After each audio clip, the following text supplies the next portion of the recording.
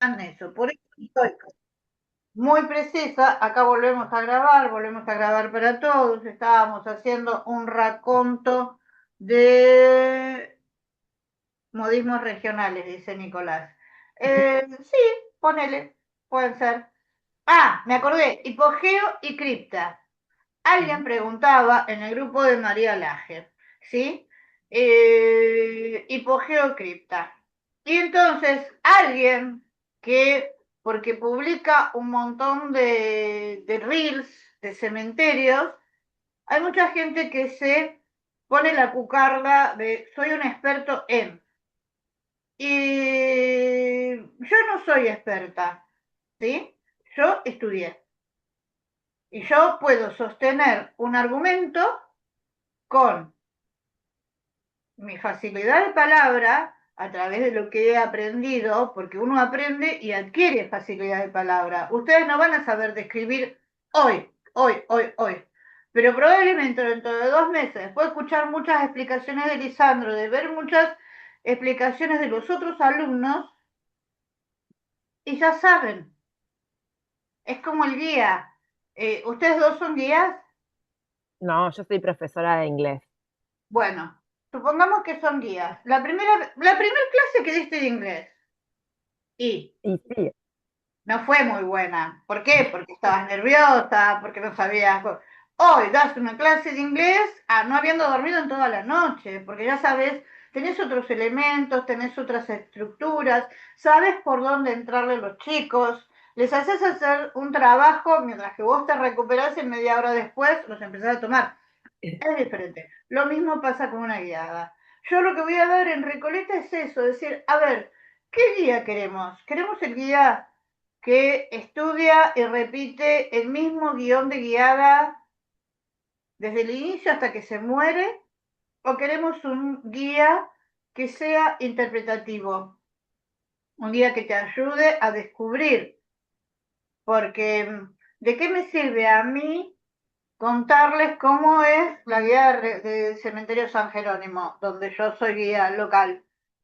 Ya hace más de 6 años que estoy ahí, ya lo conozco, escribí un libro. No hay mérito en que yo me exprese sobre San Jerónimo. ¿Por qué? Porque ya lo aprendí, ya lo conozco. Entonces, lo que debo hacer es decir, bueno, mira, esto que tenés acá, fíjate si lo tenés en el cementerio de tu localidad. O fíjate, cuando vayas, si encontrás símbolos como estos, fíjate de mirar tal cosa, fíjate cómo son las construcciones, preguntar cómo, y la gente empieza a preguntarse cosas que son diferentes, porque por ejemplo, a ver, viene un tucumano a Córdoba, al cementerio San Jerónimo, y yo le empiezo a hablar de eh, Augusto Vélez, personaje importante en la historia de Córdoba, en la historia como periodista de Córdoba. Fue el director del Eco de Córdoba, un periódico muy importante que durante el siglo XIX, él tenía ya como la voz del interior, pero en la época ay, del siglo ¿qué XIX. te pasa? Me caí el martes, chicos. Ay, Este pobre. no, el Ay, martes anterior. Y la cascarita está bien, está todo perfecto, pero la cascarita, viste que te empieza a a erosionar tirar. y tira, y bueno, al estar sentada me tiro la cascarita. Bueno, no les importa, los voy a llevar al monumento funerario. Lo vamos a ver, les voy a contar la historia, bien, pero no les mueve el amperímetro. Lo que les va a interesar es que les voy a decir que hay un monumento muy parecido al de él, que sí el otro es copia del mausoleo de Napoleón Bonaparte. Y entonces ahí ustedes van a decir, ¡apa! Mira, no se van a acordar de Augusto Vélez. Se van a acordar quizás que existía un director de un diario, no el nombre, que tiene igual la estructura del monumento, que es igual al monumento de Napoleón Bonaparte.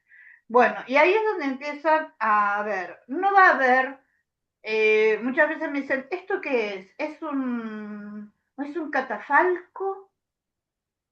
Esto es un monumento funerario con base, y bueno, tenés que ver las estructuras. Volviendo al hipogeo, ¿no? El hipogeo es un término relacionado con la arquitectura funeraria antigua, egipcia, ¿sí? Entonces, hay mucha gente que, como no había este conocimiento, por ejemplo, si ustedes van a La Plata, en el caso de Cristina Espinosa, sostiene que las criptas son hipogeos. Yo sostengo que no son hipogeos por esta razón. El hipogeo primero está construido en una roca, ¿sí? Segundo, está construido, era una construcción para un determinado tipo de individuos. No todo el mundo se hacía un hipogeo. Era para una clase social alta. Entonces eso también hay que ver, ¿sí? Lo que hay en Recoleta o que puede haber, en Recoleta casi no hay tantas criptas, pero en La Plata es una cripta, simple y llana. La cripta puede darse en dos aspectos. Puede darse con una altura más o menos, puede llegar quizás a 1 metro, ¿no? Por el tema de la puerta y poder bajar y descender hacia la colocación de las urnas o los féretros, o puede darse directamente a ras del piso debajo de un panteón. En el cementerio San Jerónimo, las criptas están en el piso, o sea, ustedes van a ver un panteón y cuando ingresan a ese panteón van a ver como unas puertitas en el piso. Esas puertitas se abren y descienden hacia la cripta, ¿ok? Entonces, en ese caso es cripta, no hay otra forma. ¿Qué otra forma hay que complica el tema de los términos? El sepulcro. El sepulcro es todo. Viene del derecho romano, ¿sí? Ustedes dicen tumba o dicen sepulcro, está bien. Dicen panteón, dicen sepulcro, está bien. Dicen mausoleo, dicen sepulcro, está bien. ¿Por qué? Porque así como yo utilizo en castellano monumento funerario, lo traigo a algo mucho más eh, identificable por todos, ¿no? Sepulcro es eso. Queremos resumir, sepulcro, ¿ok? No es que el sepulcro es el panteón o el sepulcro es la cripta, porque van a ver en los dos que tienen nombre de sepulcro. A veces arriba dice el sepulcro de tal cosa, como los sepulcros del que hay un libro de sepulcros de nacionales, declarados nacionales, están de la Comisión Nacional de Monumentos Históricos. Si no lo tienen, después me lo piden y se lo paso, y si no está a disposición, es gratuito, lo pueden ver. Es una recopilación que hizo María Laje de todos los sepulcros junto con otra persona. Bueno, ¿qué otro término hay? ¿Alguno de ustedes tiene alguna duda de términos? No. No, Estamos en condiciones de poder ir a un cementerio y decir, esto es esto, esto es esto. Hay una duda con columbario. Los columbarios, que son esas especies de nichos, ¿sí? Que contienen restos. Si el nicho es amplio, va a ser un bloque en algunos lados o una nichera, ¿sí? Pero a veces los nichos son más cortitos. Entonces, ¿qué tiene? Tienen urnas funerarias, cajitas, claro. la especie de florero, ¿ok? Pero tanto uno como otro se puede decir columbario. Tuve en mi primer seminario una señora que no quería aceptar que ese nombre estaba dado, ¿viste? Y me decía, no, no es, no es, no es. El día del trabajo del campo se pasó todo el día del trabajo del campo diciéndome que no a todo, ya era gracioso, ¿viste? Porque ella no aceptaba, ella tenía eh, ¿cómo decirlo? Su opinión formada y no podía salirse de su opinión formada. Bueno, listo. Yo le dije poner lo que quieras y se acabó porque tampoco uno va a estar, cada uno elige. Bien. Lo que yo pretendo de ustedes, ¿no? es que tengan argumentos, ¿sí? Vos me tenés que argumentar el por qué. No, te lo digo yo porque soy Graciela Pedraza. No, vos me podés argumentar y bueno, si ese argumento es sólido y está basado en fuentes o en una experiencia que tenés, que ves algo in situ, ¿no? Está todo perfecto, pero hay que argumentar. No, porque no, viste como los chicos, decir, no, comí zapallito, no, porque no me gusta, ¿y por qué no te gusta? ¿Y comiste? No, pero no me gusta igual. Bueno, no, no es así, no son un chico. ¿Alguna pregunta, chicos? A ver si hay alguien acá que quiera preguntar. A ver, ¿quiénes estamos? Bruno está haciendo un seminario de religioso. Martín, Nicolás, estás por dos lados. Sí, estoy desde la computadora y el celular. Bien, bueno, algunas preguntas tienen, porque yo tenía, o le repasaba los videos rápido, pero no con el video, sino con el PowerPoint, que después háganme acordar que les pase los PowerPoint para que tengan, que les va a ser más fácil. No van a tener mi voz, pero por lo menos les va a ser de ayuda para que los puedan ver. Se los voy a pasar en PDF por si los quieren Dale. imprimir, que les resulte como más cómodo. Yo imprimiría todos y armaría una especie de book o esperarían a que saque yo el libro. Igualmente el libro tiene otras cosas, tiene muchísimo más que eso y cosas como más reducidas. Bueno, a ver, ¿dónde está? Este es el segundo. Este es el primero. Ok.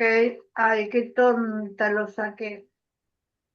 Bueno, esperen un momentito. Ahí va, sí.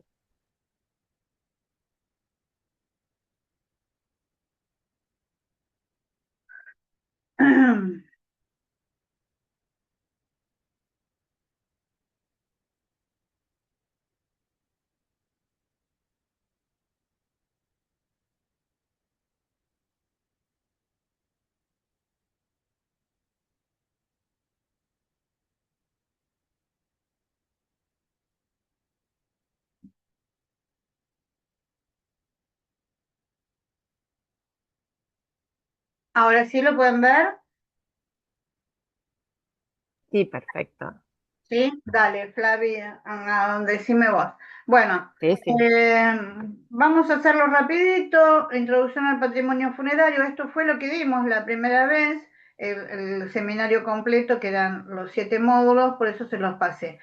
Ya estuvimos viendo, ¿no? ¿Desde cuándo? No es que estamos descubriendo la pólvora con esto de hablar del patrimonio funerario. Ya la gente visitaba lugares para conocer dónde yacían esas personas, siguieron visitándolas, las catacumbas, la basílica. En el caso de las catacumbas se hablaba también, por eso le puse lo de las devociones. En el patrimonio religioso estoy resaltando mucho más la diferencia entre un santo, un mártir, por qué uno, por qué otro, por qué se utilizó cada uno para la propaganda del cristianismo, ¿no? El Palacio Nacional de los Inválidos como también otra expresión de patrimonio funerario, y ahí se encuentra el mausoleo de Napoleón. Que es el patrimonio funerario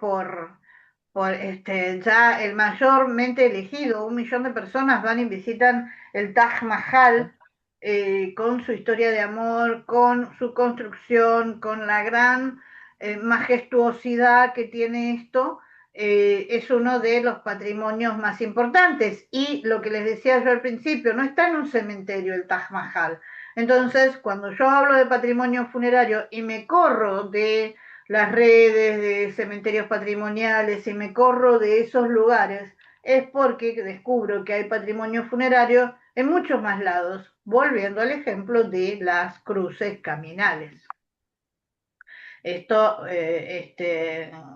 es una de las partes, bueno, donde uno habla de la muerte, donde habla de la ritualidad. No podemos descartar el rito con la muerte. Lo que nosotros estamos viendo como patrimonio funerario es una pequeña partecita, porque los componentes son muy grandes. Tenemos componentes tangibles y tenemos componentes intangibles. Y sabiendo todo esto, estructurándolo bien en nuestra mente, nos permite dar un discurso muy interesante y ayudar a pensar a la gente, porque cuando estamos hablando en un cementerio de la muerte, de que algunos tienen aprehensión por estar en esos lugares, uno tiene miedo a qué, tiene miedo de morirse, tiene miedo de que aparezca un muerto y se lo lleve a su plano.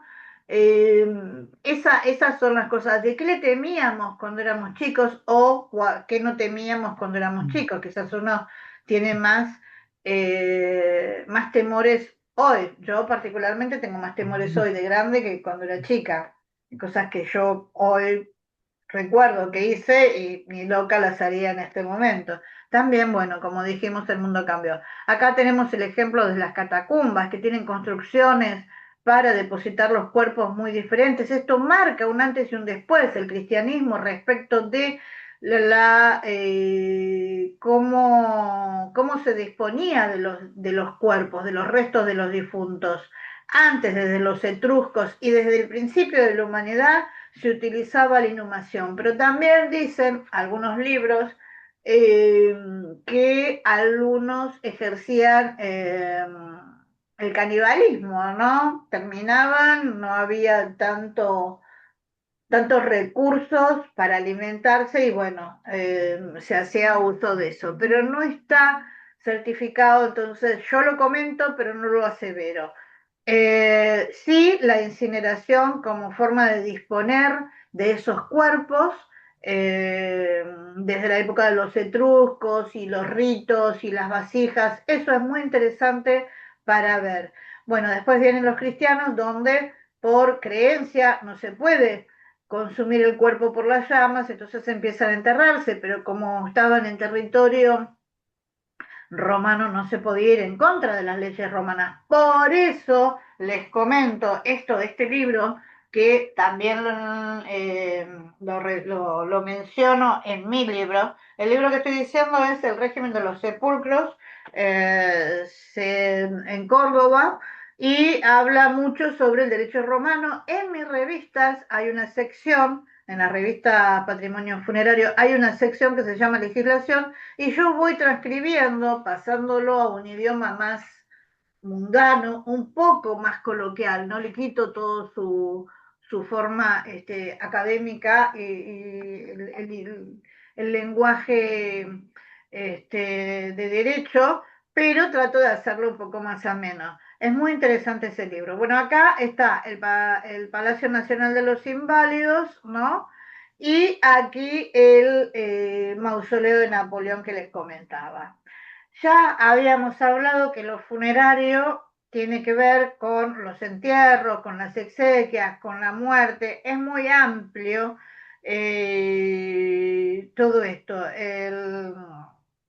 Acá, cuando hablamos de la muerte, habla del cese o término de la vida. Bueno, dentro de todo esto, como estamos con un cuerpo, ese cuerpo también tiene muchas variaciones. ¿Cuál es el nombre que le dan al cuerpo cuando muere naturalmente? ¿Cuál es el nombre del cuerpo cuando muere en un accidente? Bueno, todo eso lo van a tener.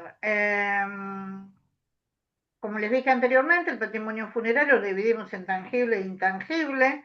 Y este cuerpo es el que nos va a dar distintas formas de disponer de ese cuerpo. Cuando hablamos de inhumar, estamos hablando del entierro. Cuando hablamos de exhumar, exhumamos un cuerpo para reducir los restos a cenizas y encontrarnos que no vamos más al cementerio a ver la tumba del abuelo, sino que tenemos las cenizas y las cenizas podemos tenerlas en casa, que la iglesia no lo autorizaba, o colocarlas en un cinerario o en un cenizario. Cinerario es en un cementerio donde colocan las cenizas de todos.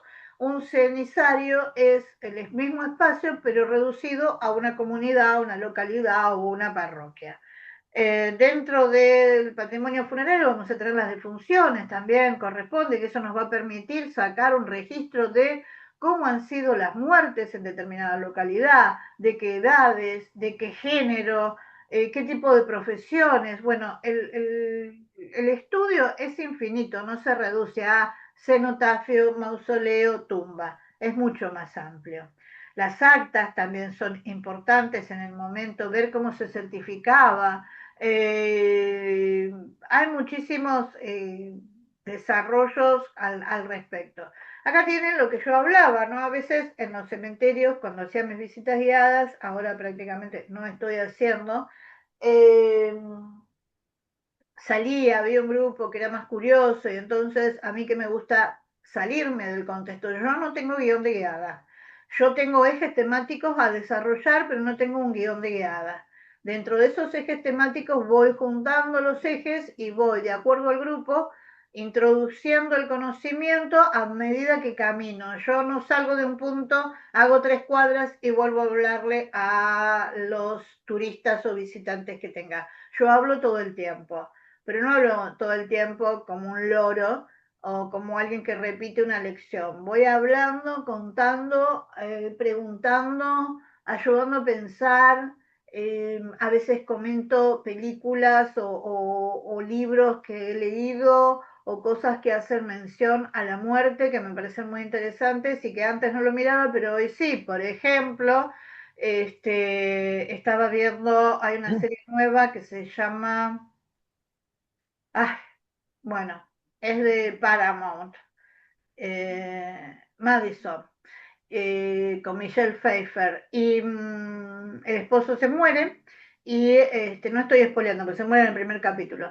Y a partir de eso hay toda una situación. Bueno, él se muere en una especie de campo en Estados Unidos, en un terreno muy amplio, con montañas, río, todo eso, y él había dejado un diario donde dice que le gustaría ser enterrado ahí. No lo deja como testamento, pero le gustaría. Bueno, la mujer entiende que el esposo quisiera estar enterrado en ese lugar, pero ¿qué ocurre? ¿Qué pasa con ese resto cuando siga la familia? ¿Qué pasa cuando ya no queden más familiares? ¿Qué pasa con esos restos? ¿Se los pueden levantar? Bueno, todos los estudios y los permisos que se tienen que colocar allá en Estados Unidos para poder enterrar al muerto en ese espacio.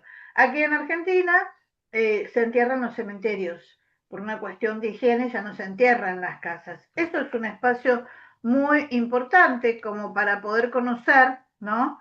Eh, esto, o sea, tiene tantas vetas, yo me apasiono con esto. Las películas donde ven un cementerio, bueno, desde John Wick, que es una película de acción, hasta, no sé, El Padrino, hay infinitas películas con eso, yo cuando las veo, Rocky Balboa, en el cementerio de Ohio está la tumba de la esposa de Rocky y del cuñado de Rocky. Están las plaquitas, ahí búsquenlo y van a ver. Bueno, el alma, ¿qué es el alma? Y empezamos a hablar sobre el alma y ya nos vamos a la parte antropológica, filosófica. ¿Existe el alma? ¿No existe? ¿El alma y el espíritu son lo mismo? ¿Cuántos planos tenemos? Tenemos el plano material. Bueno, infinitas cosas de las que podemos hablar y eso nos lleva a diferentes expresiones artísticas que podemos verlo, tanto en lo literario como en el arte, donde hemos visto la mayor expresión. ¿Algún comentario, chicos? No, vamos re bien, Grace. Vamos muy bien, me encanta así como estamos. Así como que les hablo de todo. Vos Sí, sí, háblanos, sí. Bueno, sí, es acá un fenómeno empezamos, esto transversal. sí está en el libro porque soy una persona muy, ¿cómo se dice? Hay algunos que tienen TOC, bueno, yo lo tengo con esto, con hablar bien, ¿sí? No es lo mismo tonto que estúpido o tarado. Cada uno tiene su connotación. No es lo mismo decirle pusilánime a alguien o inútil. Tenemos un vocabulario, el castellano, muy rico y tenemos, gracias a nuestro castellano, por eso es tan difícil que lo aprendan, una adjetivación para cada cosa, ¿sí? Saladito no es está salado, no está salado. Bueno, volviendo a lo nuestro, Hábitus funerarios. Esto se refiere a las prácticas, rituales y costumbres asociadas con la muerte y el entierro dentro de una sociedad o grupo social específico. ¿Sí? O sea, esto es lo que nos va a ir dando qué costumbres. Esto es lo que tenemos que estudiar, porque a partir de eso es lo que vamos a ver en un cementerio. O si no lo podemos estudiar porque no conocemos la localidad, cuando vamos al cementerio vamos a ver cómo es ese hábitus funerario.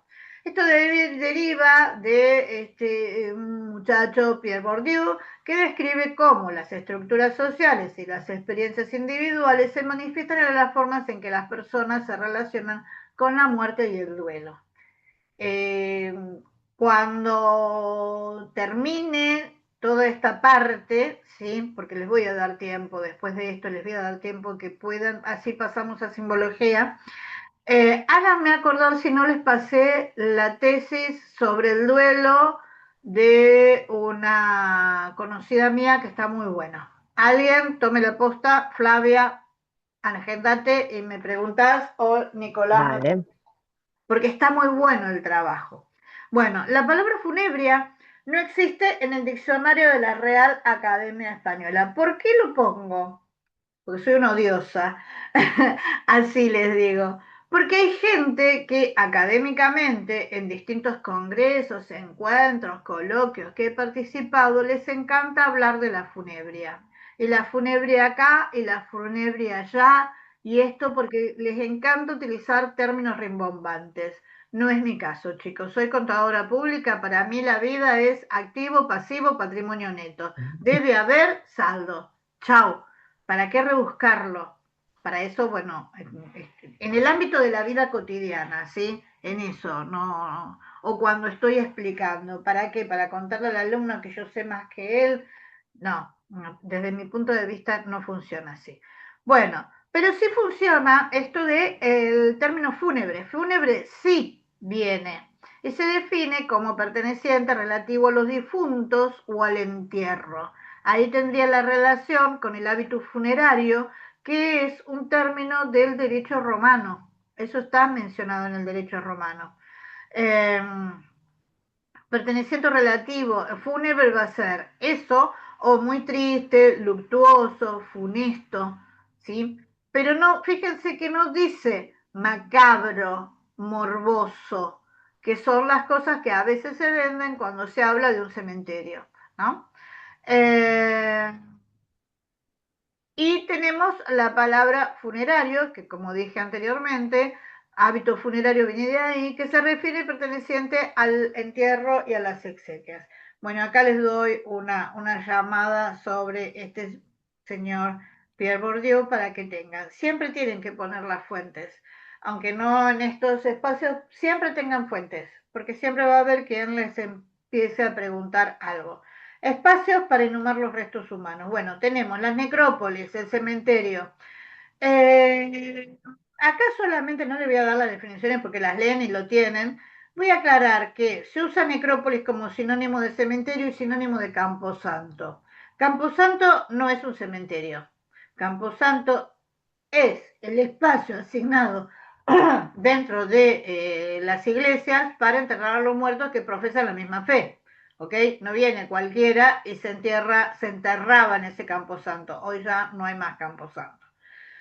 El cementerio es un espacio público, empieza como público, ahora se ha transformado con los cementerios parques en un espacio privado, pero antes era un espacio público, destinado a la inhumación de los restos de los difuntos de una localidad específica.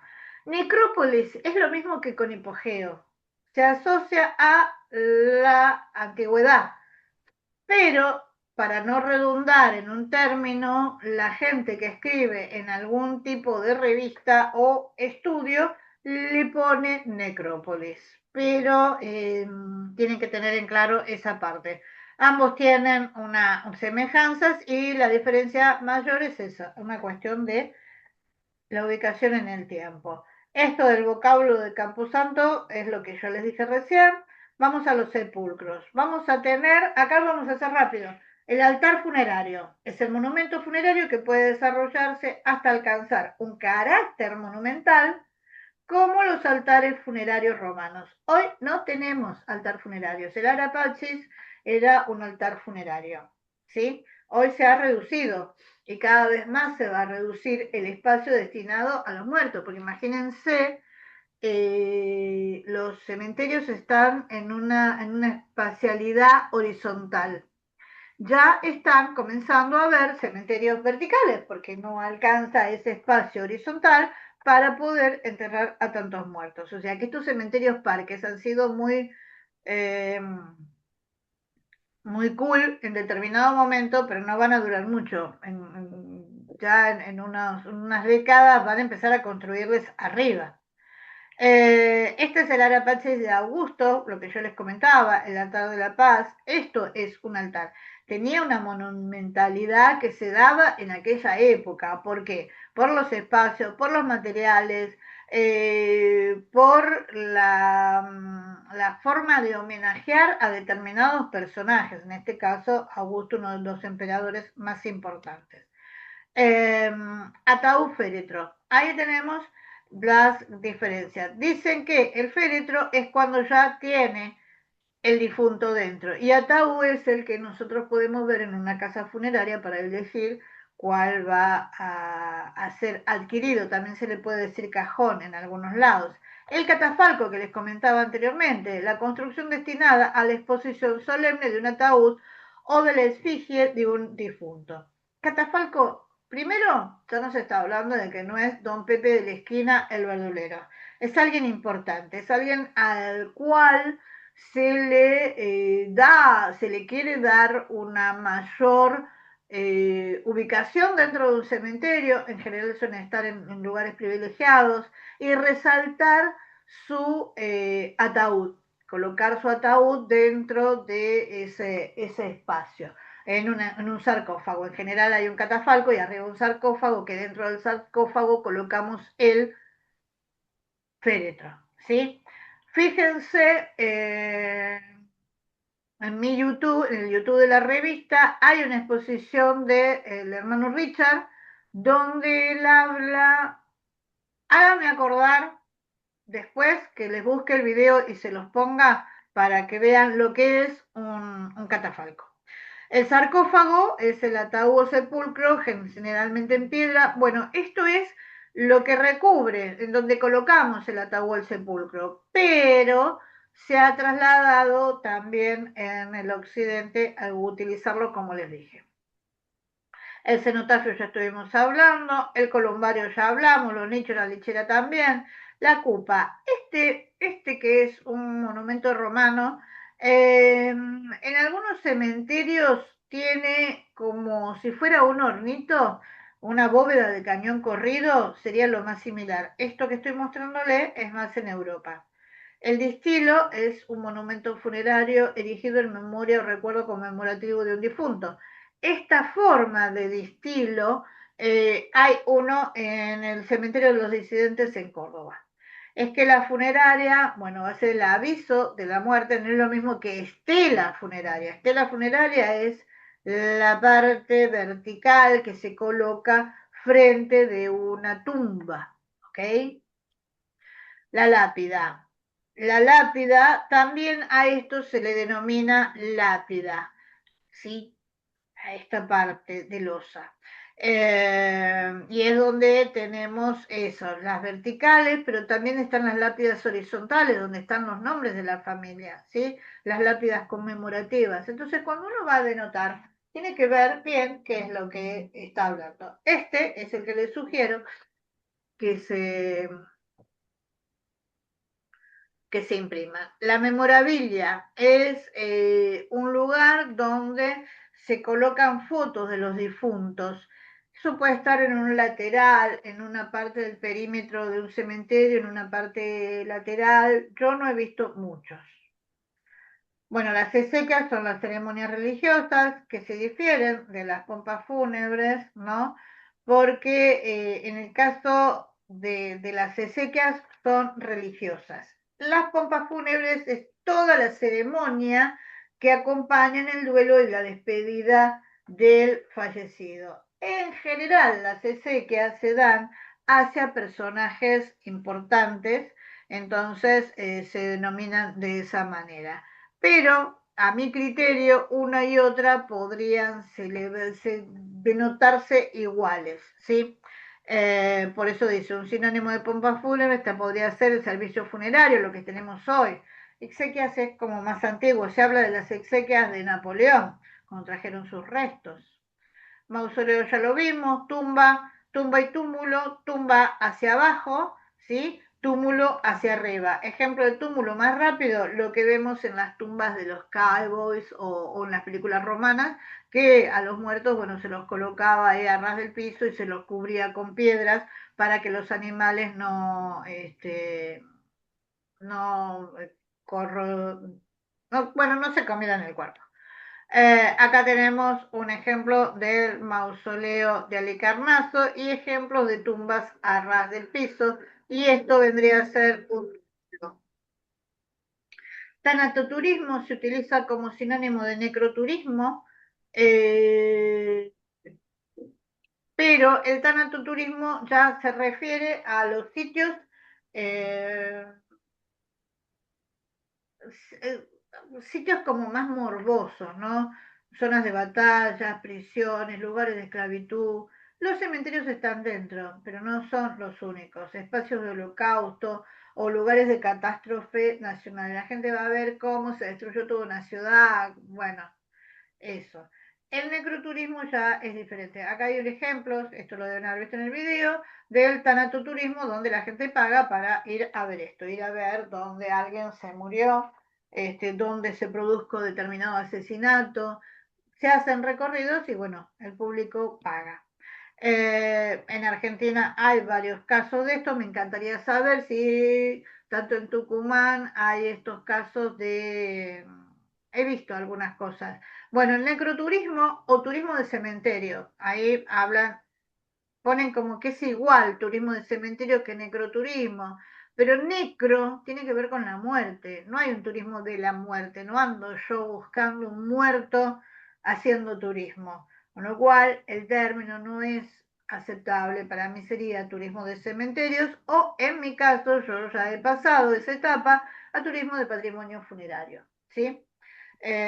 Cuando hablamos de este necroturismo, vemos que vamos a hablar del patrimonio artístico que tiene, el patrimonio arquitectónico, histórico, costumbrista, paisajístico, porque podemos hacer avistaje de aves, avistaje, bueno, reconocer especies arbóreas. Hay cementerios que tienen una gran parquización, ejemplo, Chacarita.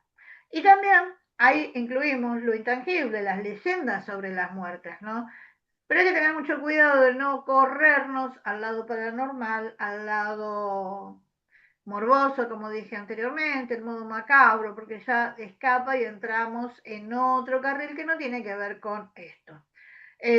Hoy, hoy mucha gente va a visitar los cementerios, porque lo ven mucho por los youtubers, porque ya en Europa están las rutas instaladas de patrimonio funerario. Por eso es que yo en el 2023 hice la ruta del patrimonio funerario del Valle de Punilla.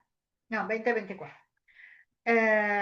Cementerio patrimonial, bueno, va a tener todas esas características de los que dijimos hace un rato. Se crean a partir del siglo XIX, siglo XX, y en el siglo XXI se siguen creando cementerios. Ya no se hacen tantos monumentos funerarios de altura, ¿sí? Algunos, la mayor parte son cementerios parques, pero no quita que no se vuelva en el modo que les comenté, que creo que también lo ven en un video, de los cementerios verticales. Acá viene el tema este de las rutas, ¿no? De los cementerios. Esta es la primera ruta importantísima en Europa que abarca diversos países de Europa y que son visitados. Por otra parte, eso da lugar a esto que se creó en Latinoamérica, la Red Argentina de Valor y Gestión Patrimonial de Cementerios. Ellos son cementerios. Después, la Red Iberoamericana de Valoración y Gestión de los Cementerios Patrimoniales. Entonces, esa red tiene la red de México, la red de diferentes lugares que se nuclean para sostener el patrimonio funerario de los cementerios. No hablan del patrimonio funerario en una iglesia, no hablan del patrimonio funerario en un espacio público. Desde mi punto de vista, le falta eso, que es lo que yo hago a través de la revista y mis encuentros. Bueno, ¿cómo evolucionaron estos monumentos funerarios? Vamos a partir de Egipto, ya lo vimos, embalsamaban o enterraban, tenían tumbas ovaladas, después comienzan a construirse las pirámides, de las pirámides van a pasar las mastabas, que son esas construcciones, en el auge imperial el hipogeo, acá está la base de por qué no hipogeo y sí cripta. Los cromlechs que eran formas de, esto no me está, esto es un monumento funerario, pero no me está incluyendo el cuerpo del difunto, ¿sí? Esto también es para análisis. Bueno, lo que teníamos en la cultura neolítica, los sarcófagos, fíjense, esta parte es donde está el ataúd del difunto y arriba hay toda una escultura hecha en terracota, ¿sí? Esto era de los etruscos, aquí. Seguimos las urnas funerarias, el mausoleo de Alecamaso, distintos mausoleos, distintas formas. Salimos de la cremación, pasamos al enterramiento, la Edad Media con el aumento de la inhumación y una demanda de un cementerio común porque se contaminaban las napas. Por eso es necesario esa parte. Ahora se coloca el féretro, pero hay todo un encuadramiento, no se pone en tierra, hay todo un encuadramiento de materiales, como si fuera una cripta horizontal. Bueno, tenemos esta otra parte, empiezan a enterrarse en las iglesias, estos son huesos, esto es muy interesante, hay en simbología lo que dio en marzo, no, en febrero del año pasado, del 2025, Luis Falduti dio sobre las distintas criptas en Europa. No se lo pierdan, está maravilloso. Seguimos con el advenimiento de los cementerios y los diferentes estilos arquitectónicos. Esto es el cuadro de habla El triunfo de la muerte, búsquenlo, está en el Prado, es alucinante. También háganme acordar que les pase el video donde te explica todos los detalles de este cuadro, los diferentes, la muerte, los esqueletos, cómo está definida esa muerte que describe Philip Arias.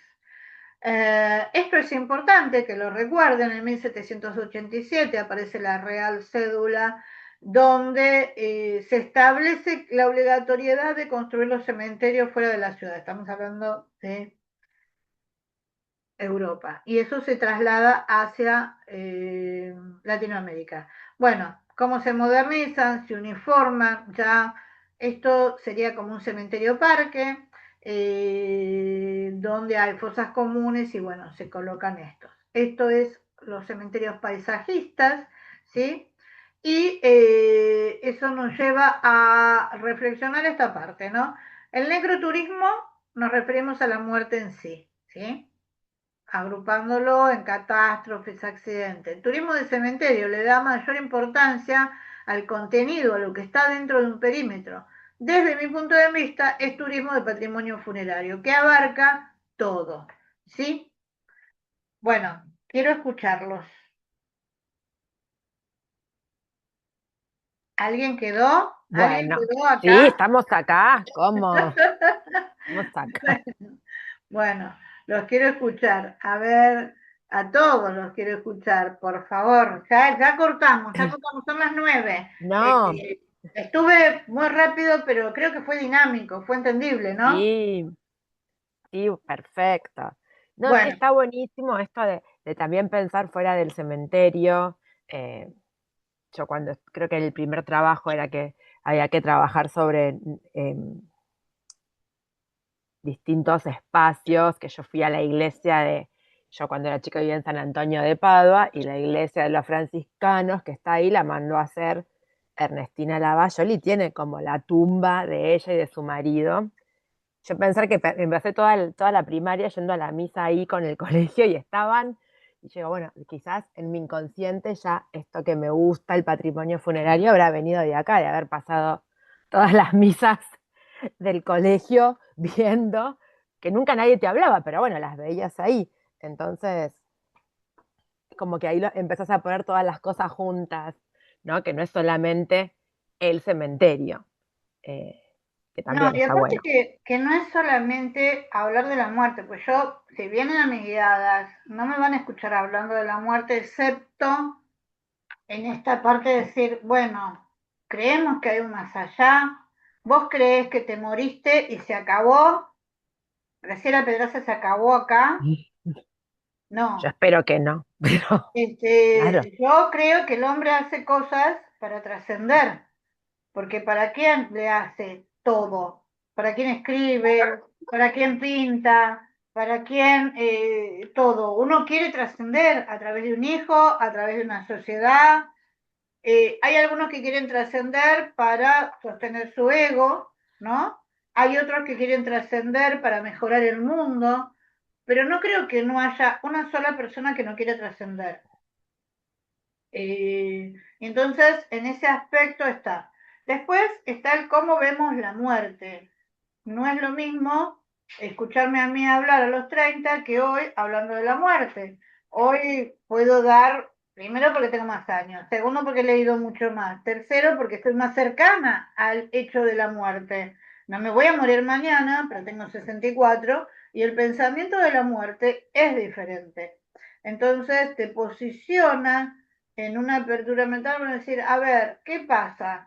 Bueno, lo primero que te viene a la mente es, si me muero, no quiero sufrir, ¿no? Es lo primero que te comenta la claro. gente, no quiero sufrir, no quiero morirme entubada, no. Y entonces ahí nos lleva a lo que recientemente deben haberse enterado la chica esta de 25 años en España que pidió la eutanasia. Sí. Entonces ya partís hacia otro aspecto del patrimonio funerario. Otro aspecto lo tuvimos con la pandemia. ¿Qué pasó con esos cuerpos? Esos cuerpos que no tuvieron ningún tipo de ritual, que la gente no se pudo despedir, que la gente no pudo. No estoy hablando de gente que tenga rituales más profundos tipo México, ¿no?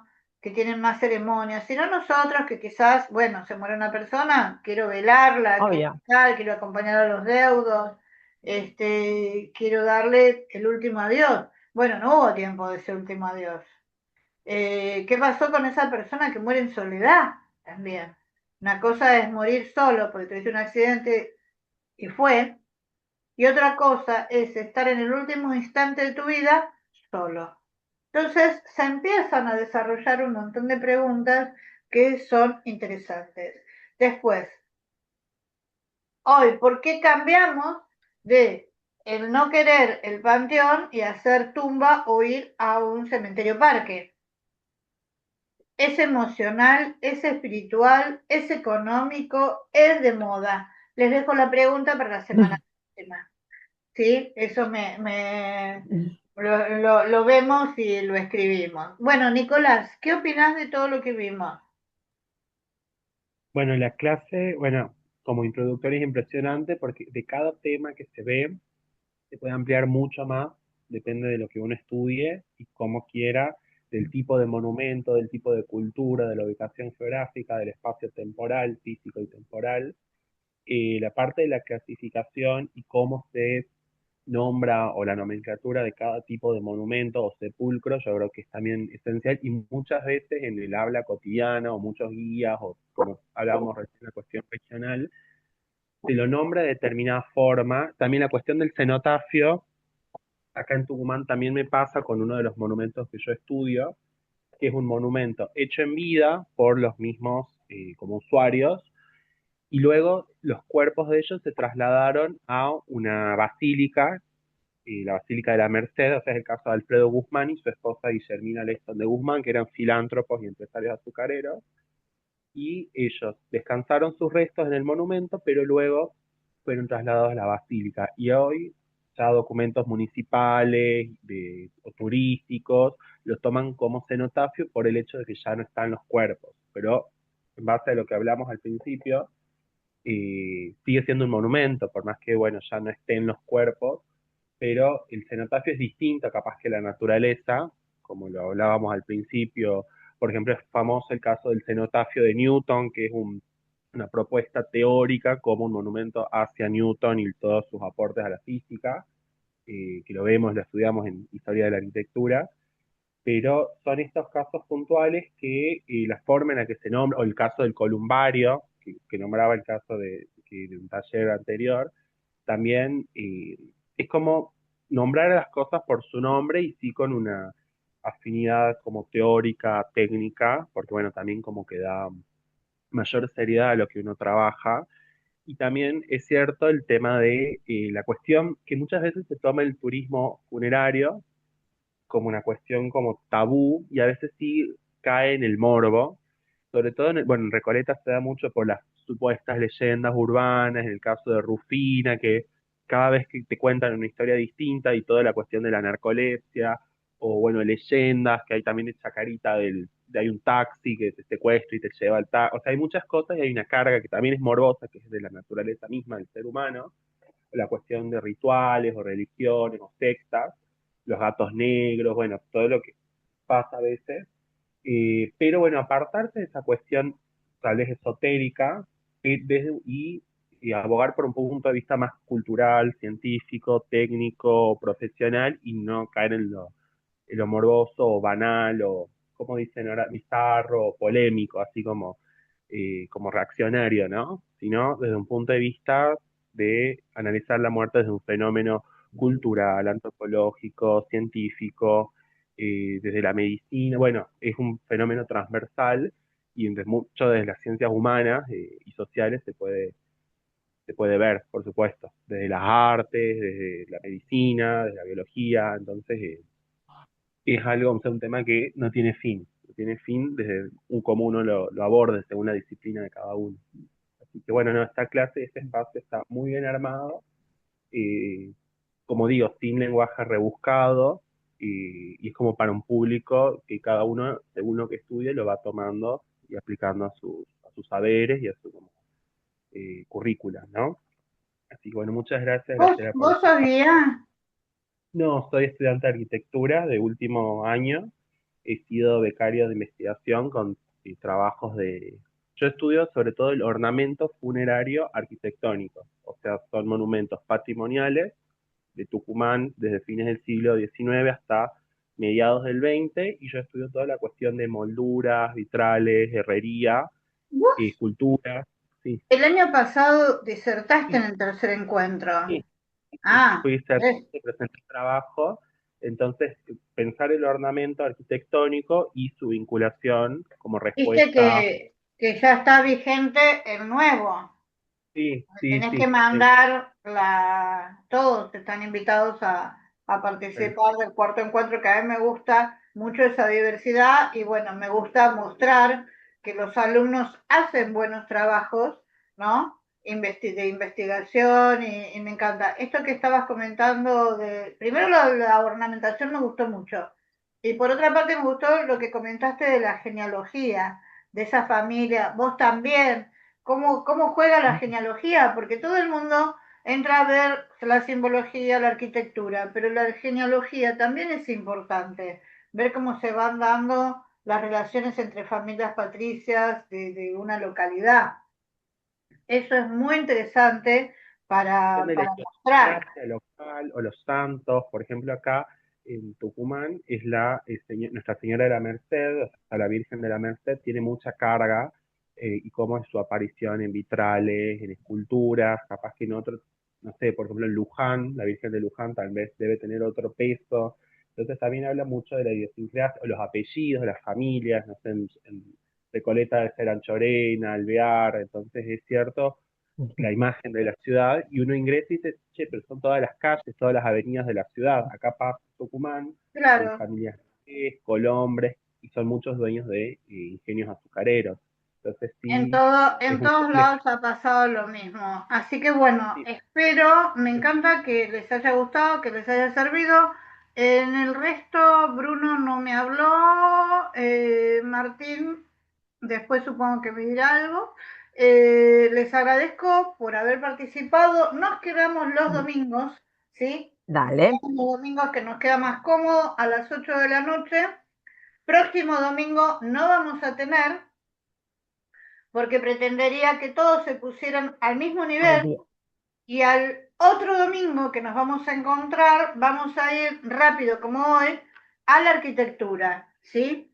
Entonces, cuando vamos a la arquitectura, ahí es donde les voy a mostrar los trabajos de mis alumnos del libro que estoy haciendo, que es el libro Memoria en Piedra. Va, no es que estoy haciendo, es el que, el que ya está hecho, está en preventa. Ay, qué Sí, igualmente yo les voy bueno. diciendo, pues háganme acordar, Flavia, vos que creo que Yo anotaste que tengo. poné todos los videos que te pedí, Sí. que les dije, Ahora te pongo en el chat. ¿Querés? ponerlos en el chat, así yo ya que los tengo ahora, porque tengo la computadora, yo tengo mi computadora dividida en dos. En una parte está Graciela Pedraza y en otra parte está la revista. Entonces, con la revista la tengo en incógnito, el chat, todo, el drive, todo eso. Y bueno, lo que es importante se lo mando, más no es importante, lo que es complementario se lo paso por WhatsApp, que ustedes lo pueden bajar y verlo o agendar esa parte, porque en el Drive no me permite poner los videos de YouTube, no me permite poner los Claro. enlaces. Tendría que ponerlos en un Word y irlos colocando uno a uno. Además, me parece que no es práctico. Por eso también los videos, como pesan mucho en el Drive, porque por ejemplo, yo te pongo en el Drive los videos, pero te lo consume tu Drive. Me ha Sí. pasado. No es que yo veo tu Drive y no consume mi Drive. Eh, Me ha ocurrido con otro, así que bueno. Bueno, chicos, gracias por haber estado hoy. Nos vemos No, en 2 gracias. semanas. Igualmente nos vamos a Hasta. seguir viendo en el medio. Después les voy a poner mi Instagram. Algunos no conocen mi Instagram, así están más atentos a las actividades que estoy haciendo. ¿Sí? Muchas gracias. Saludos a todos.